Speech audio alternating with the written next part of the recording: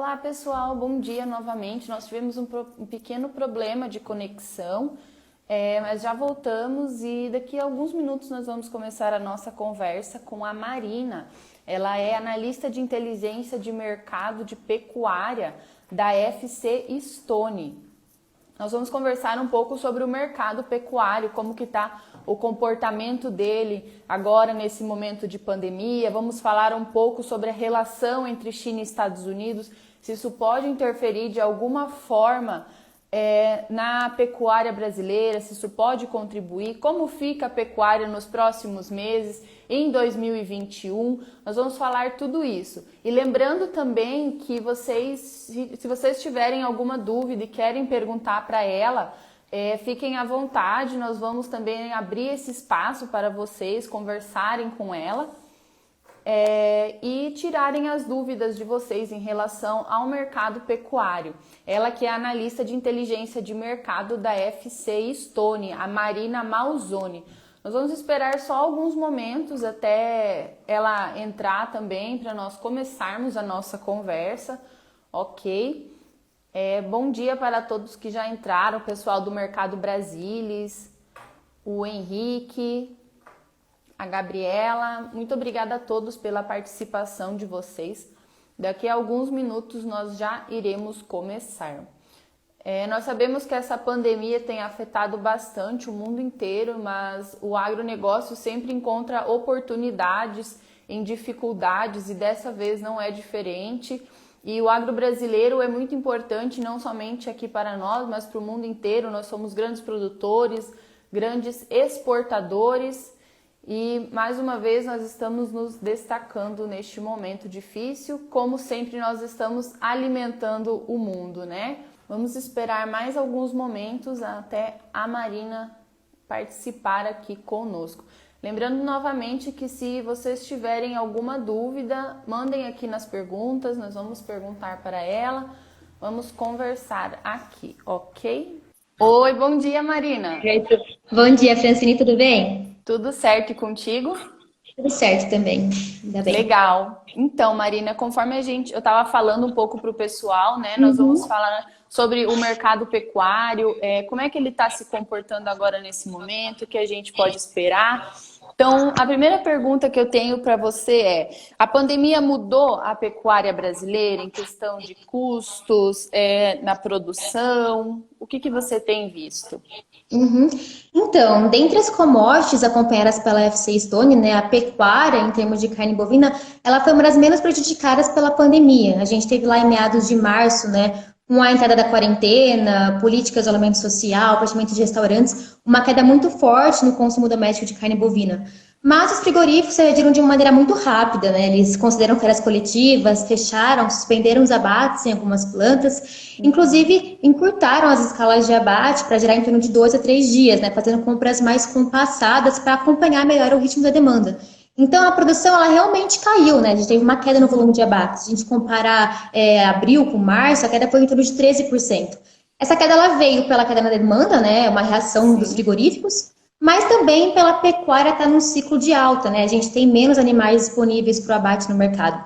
Então, um resumo geral da pandemia para o mercado pecuário de bovinos, né? A gente teve, sim, uma queda na demanda, uma queda na produção, e eles estão atrelados. Com relação aos custos de produção, a gente teve frigoríficos, né? Tendo que ter um maior custo aí com higiene, sanidade, espaçamento entre funcionários, aumentar o maior número de turnos entre os funcionários. Isso gerou um maior custos. E também com a alta do dólar, que a gente viu aí desde o início de 2020, os insumos que são importados também encareceram. Então, o custo de produção, ele teve uma alta. É esse o panorama geral aí com a pandemia. Entendi. E essa parte você comentou um pouco do consumo também. Como é que tá isso? Ele aumentou, ele diminuiu? O consumo doméstico, ele retraiu, né? A gente espera que ele vá avançar quando as políticas de quarentena elas forem relaxadas. Com a abertura de restaurantes, a volta do churrasco, a carne bovina ela vai ter um avanço. Só que esse avanço não vai ser tão alto como a gente previa antes da pandemia, né? A gente tem que lembrar que o consumo de carne bovina ele está atrelado a indicadores macroeconômicos. O PIB per capita caiu, né? As projeções para o PIB elas não são tão favoráveis, então a perspectiva para o consumo doméstico é que ela vá avançar um pouco quando a quarentena acabar, mas não tanto, né? Como a gente previa anteriormente da pandemia. A gente tem um cenário de migração, né, de substituição da carne bovina pela carne de frango, pela carne suína. O nosso grande privilégio brasileiro é que o brasileiro ele gosta da carne bovina. Então a gente não está trocando tanto assim. O que acontece é que a gente troca cortes mais nobres, como o traseiro do animal, por cortes mais baratos, como o dianteiro. Então é isso que tem acontecido com o mercado pecuário em termos de demanda até agora. Entendi. E assim, com essa nova visão de qualidade de alimentos no consumidor, né? Como você comentou, o consumo diminuiu um pouco, mas essa visão dele acha que vai interferir também no longo prazo? Esse ponto, ele não é um ponto de agora para a pecuária, né? Investir em qualidade, investir em credibilidade, aumentar o poder de mercado da nossa carne bovina, ela não é uma questão para o setor agora, ela é uma questão que veio anteriormente. O que o coronavírus vai fazer, o que ele tem feito, é antecipar e acelerar essa dinâmica de a gente buscar investir em qualidade, em sanidade, em credibilidade na nossa carne bovina. Mas é o que vem acontecendo. A gente teve a reabertura, né, recente do mercado norte-americano da nossa carne in natura. Isso é um fator muito importante para o nosso mercado, porque isso atesta a nossa qualidade para outros polos consumidores. Então, esse movimento, ele independe do coronavírus. O que o coronavírus vai fazer é antecipar e fazer ele ficar mais forte. É dar maior força para esse movimento. Entendi. E as empresas, vocês percebem que elas estão atentas a essas mudanças, as exportadoras, os frigoríficos? Com certeza, não só em termos de qualidade, sanidade, investir num padrão sanitário, fitossanitário, que atenda à demanda dos consumidores, mas também atender todas as regulamentações impostas em época de coronavírus, né? A gente tem todas as regulamentações que elas têm que cumprir agora, porque infelizmente os frigoríficos estão sendo grandes polos de disseminação aí do coronavírus, e eles estão cumprindo. A gente tem um trabalho muito bom do Ministério Público do Trabalho, investigando casos de frigoríficos que não estão cumprindo com o devido, e por enquanto teve só uma planta de frigoríficos de bovinos fechada, né, suspensa por conta de casos de disseminação da doença. E, de modo geral, as empresas elas têm buscado atender essas regulamentações. Não só por uma responsabilidade social pela doença, mas também pelo setor, né? Se tiver uma suspensão, uma paralisação, se a carne bovina perde mercado e credibilidade, isso vai ser muito ruim para o setor. E quanto às exportações da carne bovina, como ela tem se comportado? Se você puder fazer assim, como elas estavam antes da pandemia e como elas estão agora? As exportações elas vinham em alta, né, no final de 2019, muito por conta da peste suína africana. E elas continuam em alta, não a alta que a gente viu ao final de 2019, mas ainda batendo recordes, né? Se a gente pegar os primeiros meses de 2020, a gente está batendo recorde atrás de recorde.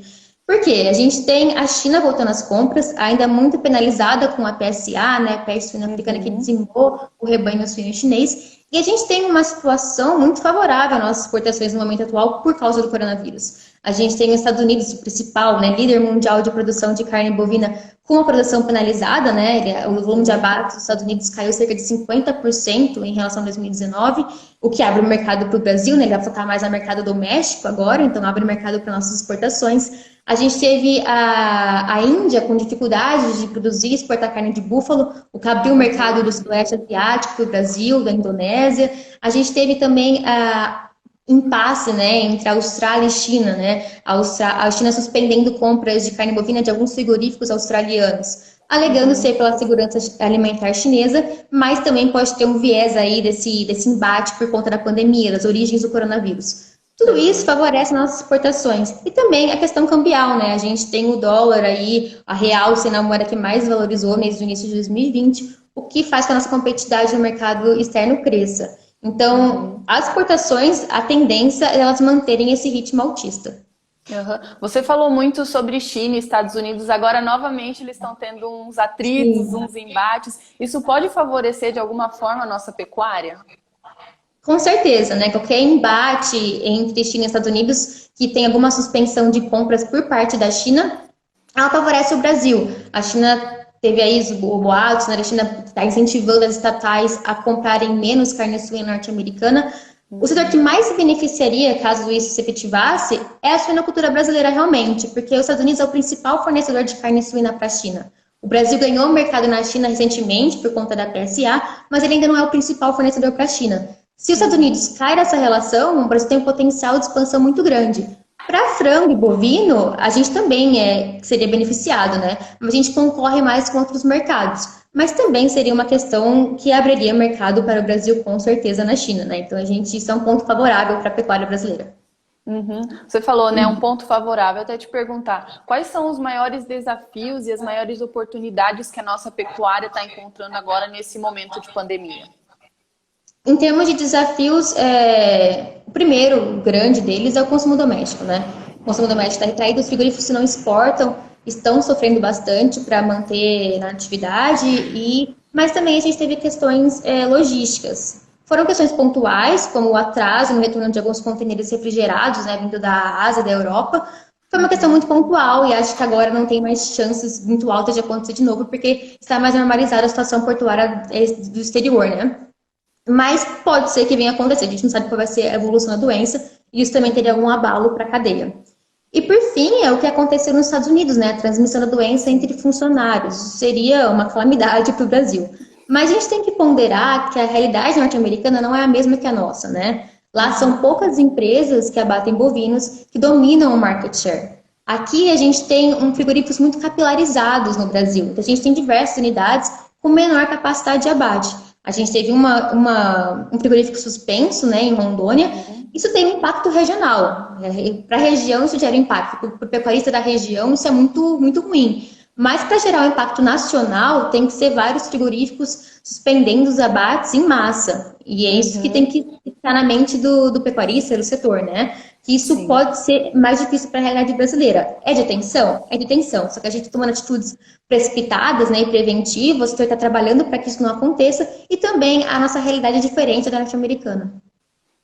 Entendi. E falando um pouco assim de agora para frente, o que o pecuarista ele pode esperar sobre os custos de produção para as próximas semanas e mesmo os preços da carne, né, seja para o pecuarista ou para o consumidor? Em termos de preços, né, vou falar um pouco da arroba antes, a gente está no momento de final de safra. E esse momento sazonal, ele é quando os preços do boi eles caem, porque a gente tem a entrada do animal de pasto na composição dos abates. Esse ano isso não aconteceu. A gente não teve um final de safra com preços baixos. A gente tem um cenário que a gente vive um ciclo de alta na pecuária. A gente teve forte descarte de matrizes, né, vaca indo para o abate, e também um forte abate de final de ano para pegar aquela alta dos preços no final de 2019. Então a oferta, nesse momento, ela está baixa. A gente tem frigoríficos com uma escala gerando em torno de 4, 5 dias, justamente porque eles não estão conseguindo encontrar matéria-prima para a originação. Então, o preço do boi gordo, ele está alto, apesar da demanda doméstica, ele está mais retraída. E a tendência, ela é altista, né? Se a gente pegar a carne bovina, ela retraiu só 4% desde o começo do ano. Enquanto a suína de frango, elas retraíram mais de 20%. Então, a pecuária bovina, ela tem esse fator favorável a ela. Em termos de custo de produção, o que vem agora, né, na mente do setor é o confinamento. A gente já fez um estudo aqui pela FC Stone, né, analisando a atratividade do confinamento para 2020. Qual vai ser a intenção do confinador para esse novo giro do confinamento?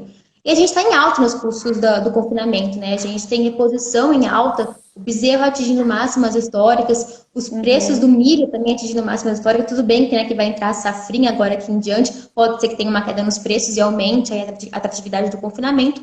Mas, de modo geral, os pecuaristas já demonstram a menor intenção de confinar. E isso também vai pesar para o segundo semestre. Pode ser que a gente tenha uma arroba com preços mais sustentados por conta dessa oferta também menor.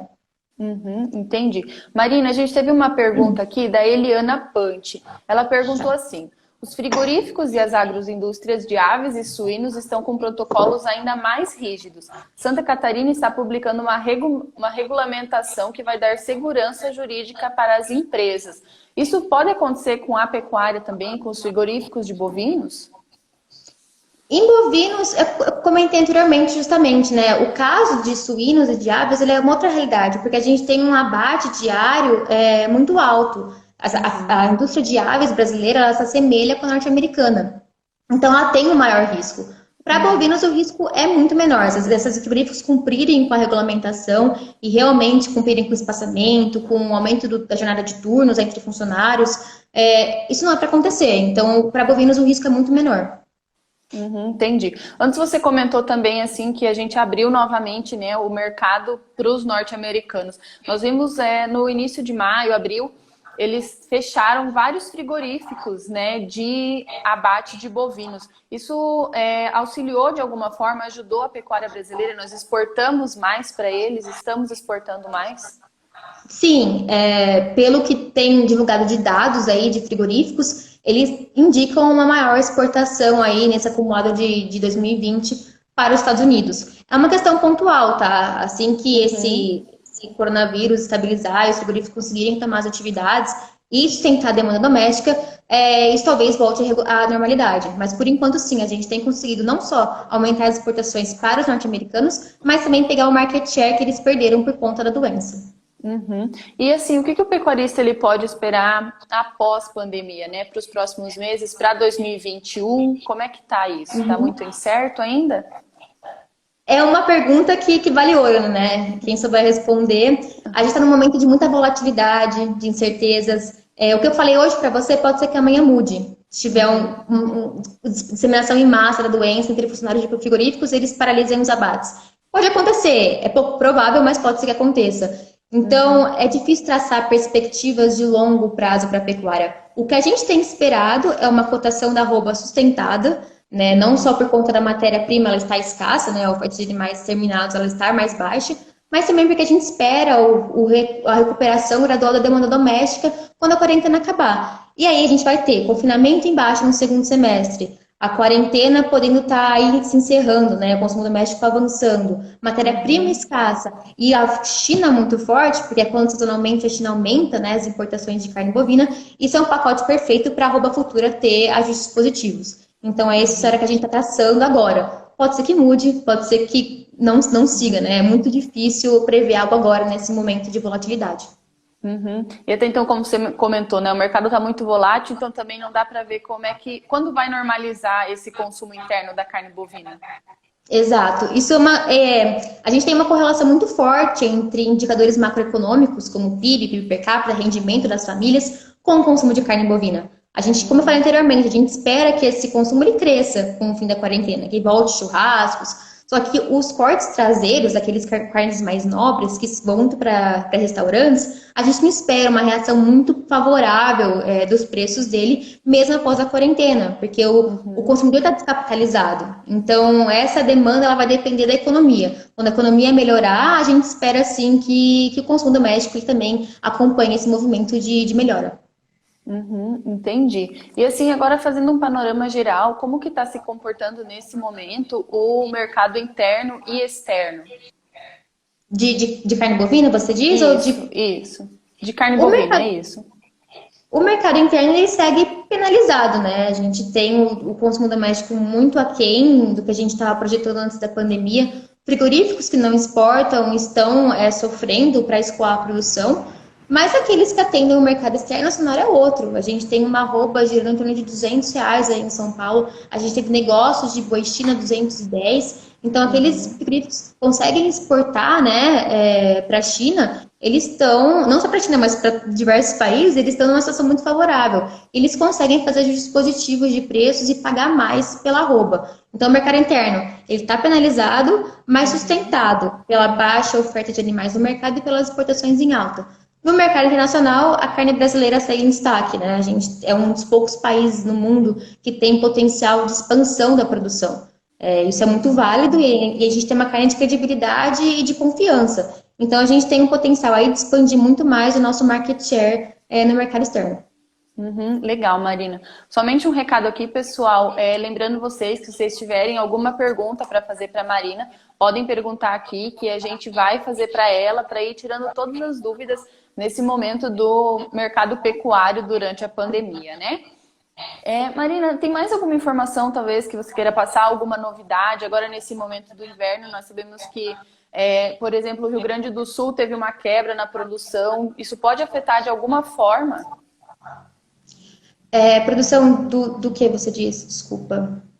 A produção da carne, os grãos... carne mesmo. Isso, Para carne bovina, a gente continua com a tendência de produção em baixa, né? A gente vai seguir acompanhando o ritmo da demanda, E também porque a matéria-prima está escassa. Então, e também para outras proteínas também, né? O consumo está em baixa, a tendência é que pecuaristas invistam um pouco menos na produção nesse momento porque não tem para onde escoar. Ainda mais agora para bovinos e aves, né, que tem um ciclo de produção mais curto, eles reduzem muito mais, porque o pecuarista teve o privilégio de conseguir segurar o animal no pasto durante a pandemia, né? Já aves, os suínos, eles não têm esse privilégio, eles têm que entregar o animal para o abate.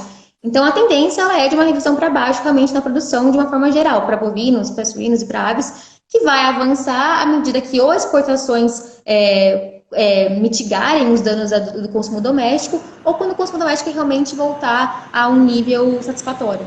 Uhum. Você comentou antes, estava falando dos frigoríficos, né? Como é que eles estão fazendo com as exportações? Tem algum risco dos frigoríficos pequenos serem engolidos pelos grandes? É uma pergunta difícil, na verdade, né? É uma pergunta que eu não tenho nem acesso a essas informações, mas por uma lógica de mercado, sim, tem. Se os frigoríficos pequenos não conseguirem, né, fechar as contas e não ter capital de giro para manter as operações, provavelmente eles não vão conseguir continuar na cadeia, e frigoríficos maiores que eles perderam. Então, é uma lógica de mercado. Se vai acontecer ou não, eu não tenho acesso a essas informações. Bacana, Marina. Uma grande dúvida que aconteceu com o pessoal, e principalmente foi o desespero no início da pandemia, foi em conta do desabastecimento. O Brasil não corre esse risco, né? Não, por enquanto não, né? A gente vê isso muito claro nos Estados Unidos, por conta dos abates terem caído em torno de 50% em relação ao ano passado, né? Mas a nossa realidade, ela é outra, né? A gente está com potencial de não só de abastecer nosso consumo doméstico, que ele está retraído, mas também de expandir para o mercado externo. Então, essa é uma realidade que, por enquanto, não nos preocupa. Dentre os países produtores, a gente é um dos poucos penalizados pela pandemia. Então, a gente segue sem esse risco por enquanto. Bacana. Marina, a gente teve mais uma pergunta aqui. O mercado da China está retomando as compras. Isso poderá ajudar a manter ou valorizar a arroba? Com certeza, né? A gente vê aí a China pagando muito bem pelo nosso animal. Teve renegociações pontuais, mas ela é uma relação que ela existe, né? Entre importador e exportador, essa renegociação para diminuir um pouco o preço da arroba. Eles sabem, né, que o dólar está em alta, que a gente está recebendo mais pela nossa carne. De um modo geral, a China ela voltou às compras não faz muito tempo, e isso já alavancou muito nossas exportações e revisou para cima já os preços da arroba, né? Frigoríficos exportadores, como eu falei, pagando muito mais pelos bois que atendem o mercado chinês, né? Aqueles que têm menos de 30 meses de idade. Então, de modo geral, a China comprando é um fator muito altista para o mercado do boi gordo. E de outras proteínas também, né? A aves, suínos também se encaixam nesse cenário. Acaba valorizando e ajudando todas as proteínas, né? Exato, sim.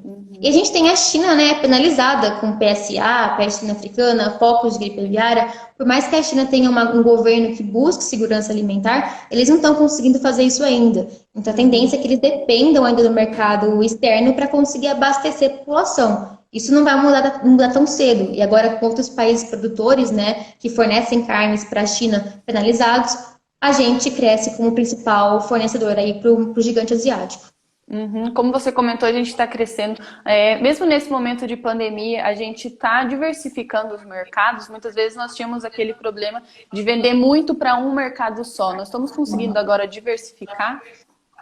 Esse é um dos focos nossos antes e durante e pós-pandemia, né? A gente tem uma dependência muito grande da Ásia, da China, né? A gente está agora com quase 41% do market share, sendo só China, agora com a pandemia. Mas é o que a gente vem trabalhando e vem acontecendo. A gente tem novas habilitações, a gente teve para a Tailândia recentemente. Então, de um modo geral, a gente tem ampliado nossos negócios, teve para Vietnã também. Então, a gente tem buscado não só, né, estreitar laços com nossos parceiros comerciais, mas também expandir para novos. Isso é uma realidade brasileira que a gente está buscando já faz um tempinho, e agora com o coronavírus não seria diferente.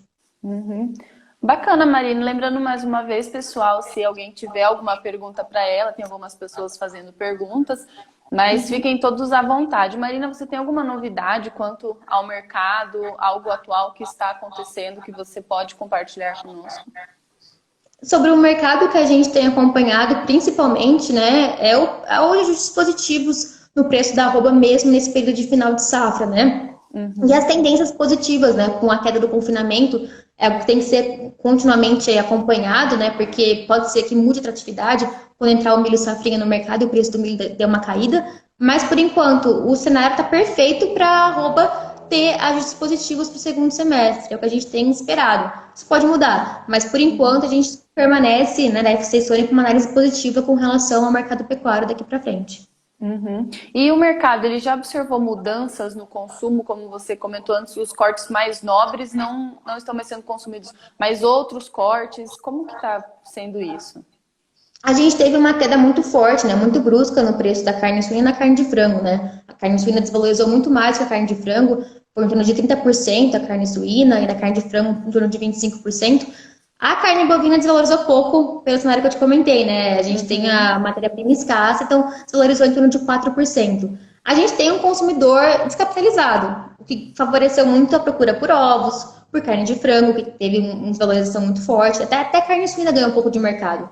A carne, só que o que acontece, né? A gente gosta de carne bovina, então isso é um padrão do consumidor brasileiro. A gente trocou os cortes mais nobres pelo dianteiro. Então, aqueles cortes mais baratos do boi, eles conseguem mercado e eles sofreram valorização nesse período de quarentena. Então, isso tem que frisar aí na mente do setor, que a carne bovina está desvalorizada, sim, para alguns cortes. Já para outros, ela segue em tendência de alta.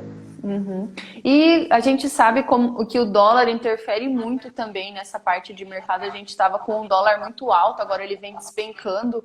De que forma isso tem afetado o mercado pecuário? Bom, o dólar em alta, ele favorece nossas exportações, né? A gente ganha competitividade no mercado externo.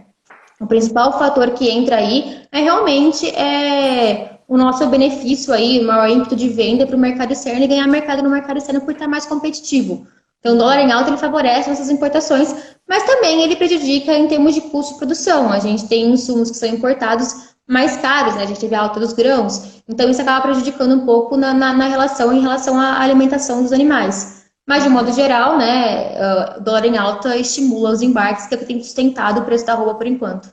Uhum.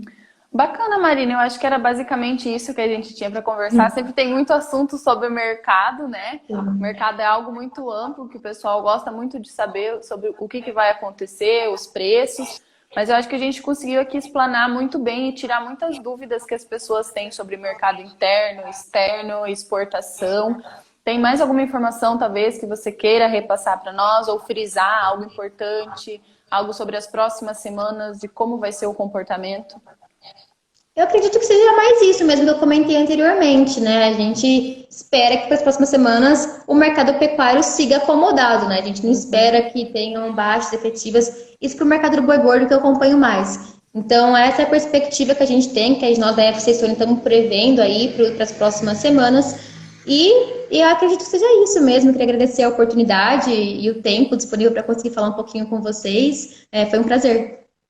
Prazer foi nosso, Marina. Muito obrigada. Muito obrigada a todos que participaram, pessoal, e até uma próxima. Até.